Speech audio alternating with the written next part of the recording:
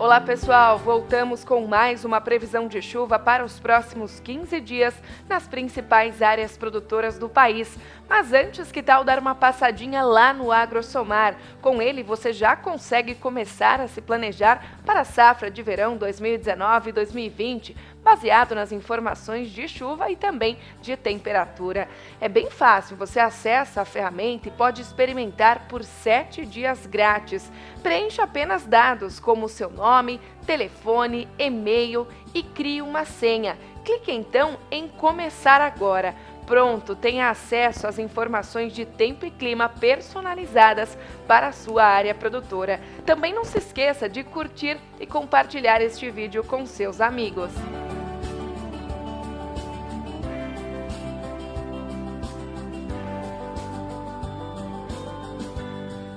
Agora sim, vamos à previsão de chuva, começando pelas áreas centrais do país, entre o sudeste e centro-oeste, onde os produtores estão bastante preocupados com a condição de tempo seco e muito quente, que não dá trégua no Brasil Central para que eles possam realizar o plantio da safra de grãos. Bom, como a gente pode observar no mapa de chuva dos próximos dias, até o dia 23 de setembro, não há chuva prevista com acumulado significativo para todo o Brasil Central. A condição de tempo seco muito quente ainda deve atrapalhar a vida do produtor.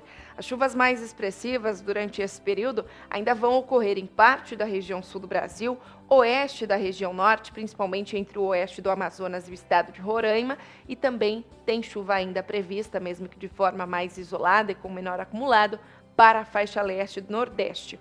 Essas áreas entre o Paraná, São Paulo e Mato Grosso do Sul, até o fim dessa semana, voltam a receber sim algumas pancadas de chuva isoladas, mas a maior parte dos modelos acaba não indicando volume expressivo para estas áreas. Isso porque a chuva não deve ocorrer de forma generalizada, mas podemos concluir sim que em algumas áreas o alívio no tempo seco será de grande ajuda e o volume de água pode atingir pelo menos 10 milímetros, que é o acumulado agrícola previsto para a região. Mas os maiores núcleos de chuva estão sobre áreas do sul do Brasil, onde a chuva momentaneamente pode até atrapalhar as atividades de campo desde o norte gaúcho até o sul do estado do Paraná. E quando será, que esse alívio na condição de tempo tão seco do Brasil Central começa a chegar ao interior do Brasil? Bom, se a gente avançar um pouquinho no tempo, tem notícia boa. Entre os dias 24 e 30 de setembro, a chuva deve se espalhar por áreas do Brasil Central, mas a gente precisa tomar muito cuidado com esse momento, porque a qualidade dessa chuva não vai ser boa para todo mundo. Conforme a gente avança para o interior do país, a gente vê que essas manchinhas de volume de chuva em azul vão ficando cada vez mais claras. Isso indica um volume de chuva menor.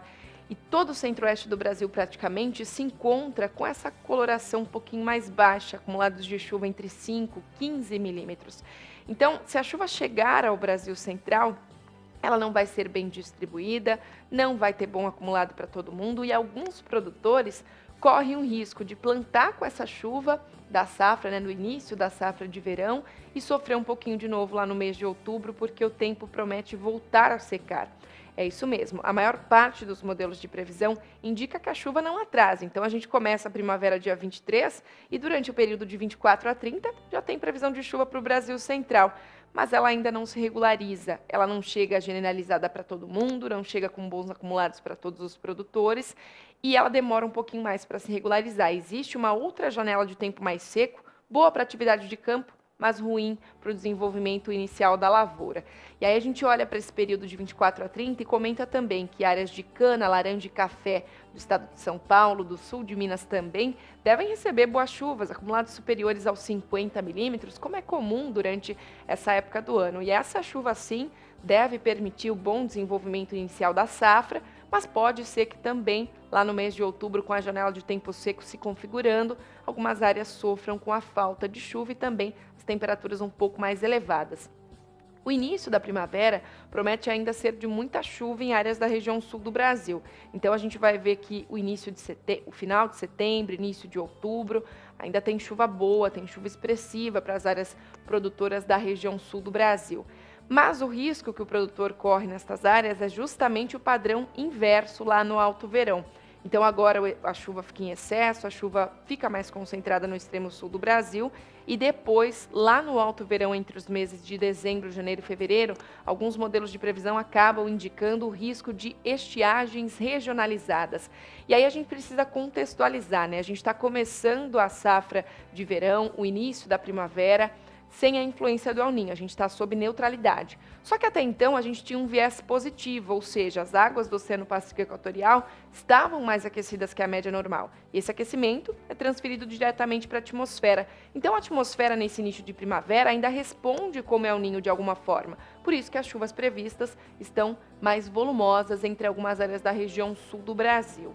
Só que aí quando a gente chegar lá no alto verão, a gente vai ter neutralidade com viés negativo.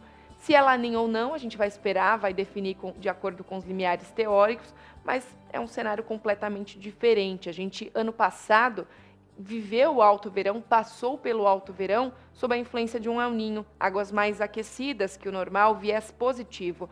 Esse ano vamos passar pelo alto verão com águas mais resfriadas que o normal, padrão negativo, independente de ser ou não uma laninha ainda. Então a tendência é de que a chuva fique mais regular e mais volumosa entre áreas do Brasil central.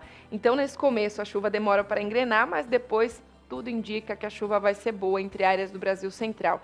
E agora, subindo um pouquinho mais no mapa, se a gente olhar para o Mato Piba, climatologicamente falando, em períodos do ano, essa região espera um pouquinho mais para receber a chuva, e é justamente isso que esse mapa mostra. As chuvas só chegam em novembro para as áreas produtoras do Mato Piba, entre o oeste da Bahia, a região de Luiz Eduardo Magalhães, também sul do Piauí, aqui é a região de Bom Jesus, Balsas no sul do Maranhão e até Gurupi no Tocantins. Então, nessas áreas é fim de outubro e decorrer de novembro que tem chuva boa, chuva prevista aí para a safra de verão, tá bom? Bom, logo a gente volta com mais informações do tempo para as principais áreas produtoras do Brasil. Até logo!